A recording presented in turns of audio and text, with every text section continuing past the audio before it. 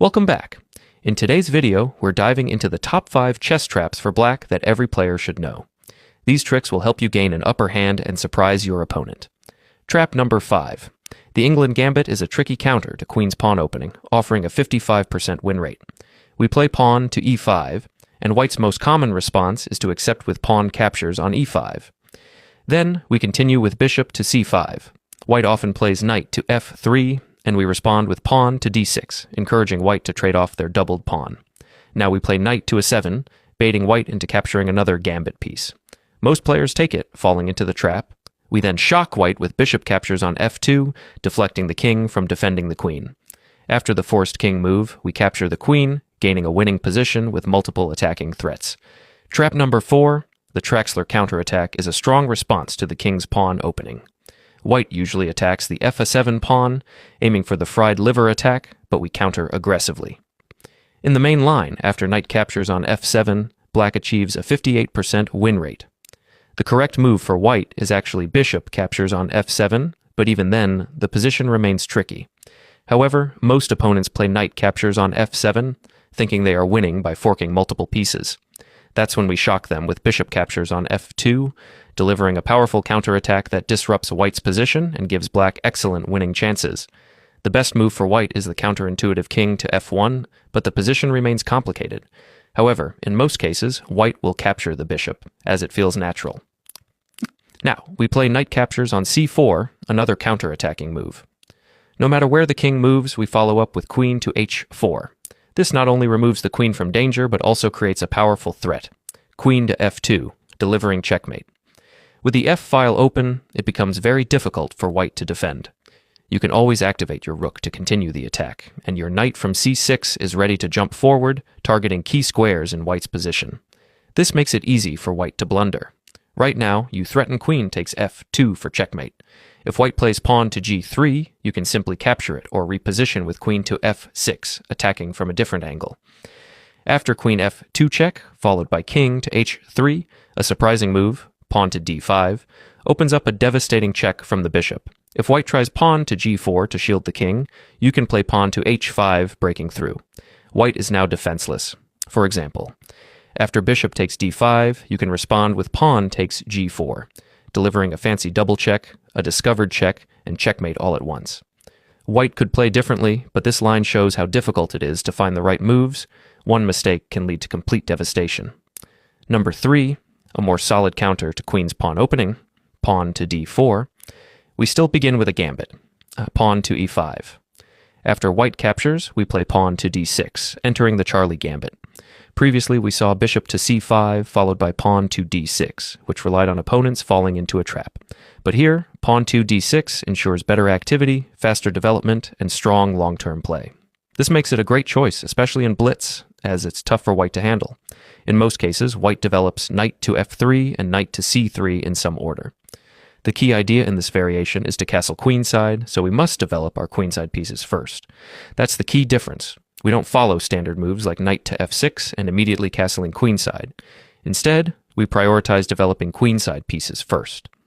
In almost every case, we play knight to c6, bishop to g4, and queen to e7, methodically setting up for castling queenside. For example, after knight to c6, white develops a piece, and we follow up with bishop to g4. White will usually respond with pawn to e3 to protect the knight. Then we play queen to e7, and on the next move, we castle queenside. If you follow this plan correctly, your win rate can reach 60% or higher. The key advantage is having a strong position with open files and diagonals for your rooks and bishops, making it very difficult for white to handle. You keep up the pressure, and while a computer might defend, it's much harder for a human. Simply develop push pawn to h5, and white remains under constant attack. Many opponents castle kingside and blunder their queen immediately. You trade the knight, then play bishop takes h2, using a discovered attack to win the queen. Even if they avoid this, you still get a strong attacking position against their exposed king. Trap number 2. The most effective counter to the Italian game is the Russo gambit with pawn to f5. Most opponents will capture on f5, and after pawn to e4, you get a 61% win rate. What makes this opening strong is that all natural moves for white are wrong. They must find counterintuitive moves to survive. Their knight is under attack, with no good squares to retreat.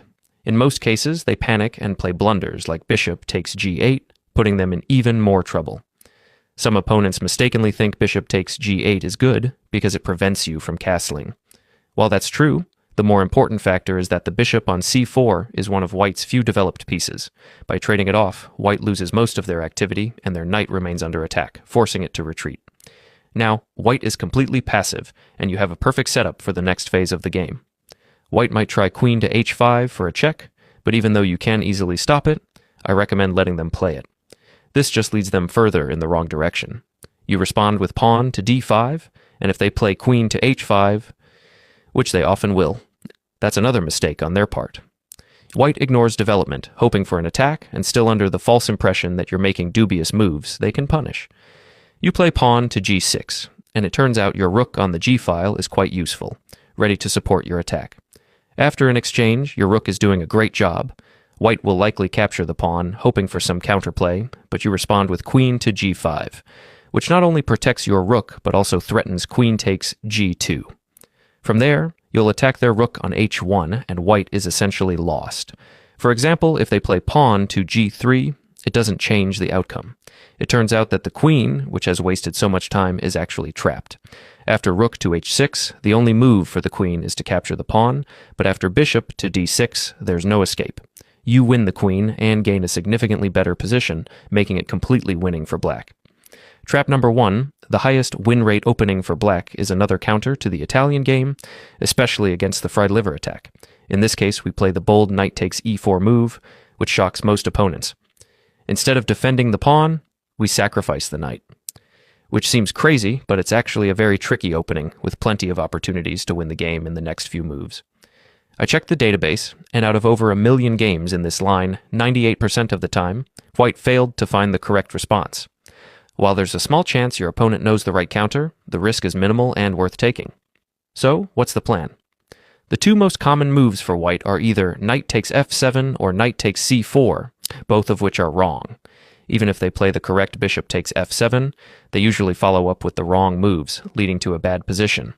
In most cases, they'll go for knight takes f7, thinking the fork wins the game, but you respond with queen to h4, threatening f2, similar to the Traxler counterattack we discussed earlier.